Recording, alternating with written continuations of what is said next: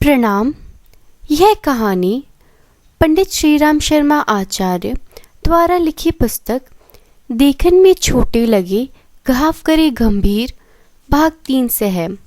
कहानी का नाम नहुष का मनोविकार उसके पतन का कारण बना। कितने आश्चर्य की बात है कि मनुष्य जिन गुणों से बढ़ता है, उन्नति और विकास करता है, उन्हीं गुणों को पद प्रतिष्ठित होकर त्याग देता है और विपरीत गतिविधि अपना लेता है। लोग समाज में पद प्रतिष्ठा पाने के लिए परोपकार, परमार्थ और सत्कर्म करते हैं, जन सेवा और जन शिक्षा का कार्यक्रम अपनाते हैं और जब अपना लक्ष्य पा लेते हैं तो समाज पर स्वामित्व दिखाने लगते हैं।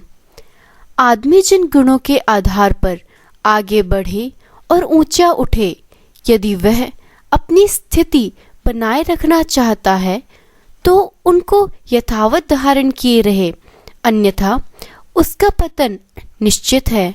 संसार में इसी आधार पर उठने गिरने वालों के एक नहीं हजारों उदाहरण मौजूद है। नहुष धरती का एक महान राजा था। वह वीर था, साहसी था, न्यायी और नीतिवान था।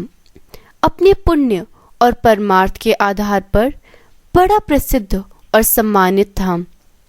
वह न्यायपूर्वक प्रजा का पालन करता था और न्यायपूर्वक ही दंड दिया करता था। उसने बड़े बड़े यज्ञों का आयोजन और बड़े बड़े पुण्य उत्सवों का समारोह किया था। दानी, दयालु और पुण्य आत्मा होने से उसे पृथ्वी का इंद्र कहा जाता था। यही सही भी था। एक बार जब इंद्र को एक साधना करने के लिए अरण्यवास करना पड़ा और इंद्रासन खाली हो गया, तो त्रिलोक का शासन संभालने के लिए नहुष को ही उस पर प्रतिष्ठित किया गया। इंद्रपद पाते ही नहुष मदमत्त हो उठा और सारी नैतिक मर्यादाओं को भूल गया। उसने एक बार इंद्र की पत्नी सची को देख लिया। उसकी रूप माधुरी से उसका मन मोहित हो गया। नहुष उत्तरदायी व्यक्ति था और एक महान पद पर प्रतिष्ठित था। उसका कर्तव्य था कि वह अपनी विचलित होती हुई वृत्तियों को रोकता, किंतु प्रमादवश वह उसकी उपेक्षा कर गया। फल यह हुआ कि वह धीरे धीरे विकार का शिकार बन गया और सची को पाने के लिए व्याकुल हो उठा। पहले तो उसने सची के पास प्रस्ताव भेजा, किंतु जब वह तैयार न हुई तो सत्ता एवं पद का प्रयोग किया। कहलाया कि जब हम इंद्रासन के अधिकारी हैं तो इंद्राणी पर भी हमारा अधिकार है। यदि राजी से ना मिली तो हम बलपूर्वक उसको प्राप्त करेंगे। सची ने समझ लिया कि नहुष विकारों के वश में हो गया है।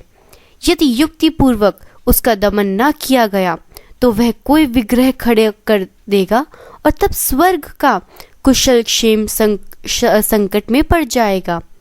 वासनाग्रस्त मनुष्य तो पागल होता है।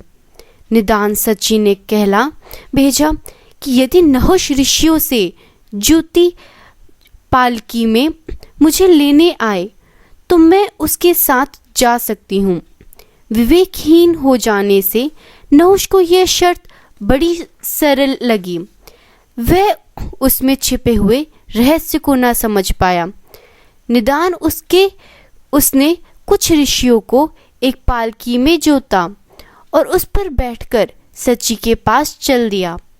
बेचारे क्षीणकाय ऋषि उस नहुष को, जो इस समय पाप वृत्तियों के कारण बहुत ही बोझिल हो रहा था, जल्दी जल्दी कैसे लेकर चल पाते। पर नहुष को पल पल पहाड़ हो रहा था। वह बार बार सर्प सर्प जल्दी जल्दी कहकर ऋषियों को तेज चलने के लिए हाँक रहा था और इसी क्रम में उसने उनको लात से भी ठेला। बस अन्याय की पराकाष्ठा हो गई। ऋषियों ने पालकी ठसक कर उसे शाप दे दिया, जा सर्प, सर्प के उतावले जाकर सर्प हो जा। नहुष का तुरंत पतन हो गया और वह अपना स्वर्ग का राजपद खोकर युग युग तक सर्प योनि में अपने किए का भोग भोगता रहा।